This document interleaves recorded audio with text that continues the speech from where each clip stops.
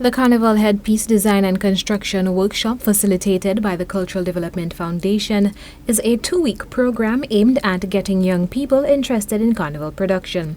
Secondary school students from the north of the island were invited to take part in this year's workshop. According to CDF Senior Trainer and Development Officer Anthony Wilkie Jr., the workshop, primarily funded by the foundation, is a bid at preserving carnival culture in St. Lucia. We are targeting the young people as we know that they are the future, and we want to see that our culture is growing and it's developing and it's not remaining static.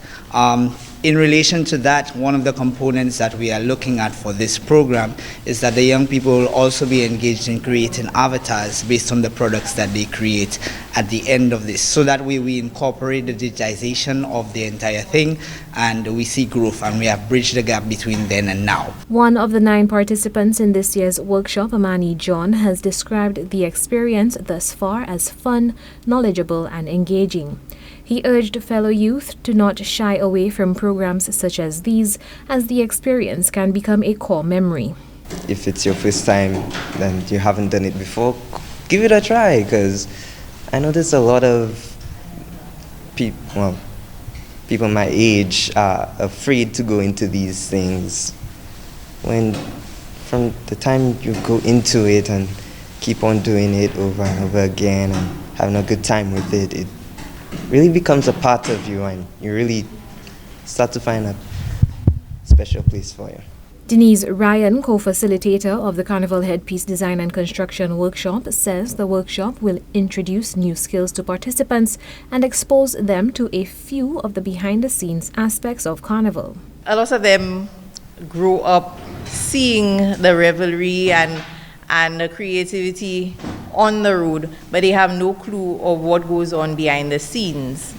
Even as adults, I think some people have never been exposed to what goes on behind the scenes, because our carnival has been so commercialized right now that some of our costumes aren't made here. So the hope is to pique their interest in that regard, so that something better can be done with our carnival, so we can have an entirely St. Lucian carnival, a wholesome carnival produced and executed by our people. The workshop forms part of CDF's wider initiative to develop artists and groom local talent. We recognize the importance of promoting cultural preservation, and this is one of the facets that we are using to do that. The CDF is the key stakeholder in this. It's a fully funded CDF program, and in the future, of course, we hope to have other stakeholders on board to support initiatives like this.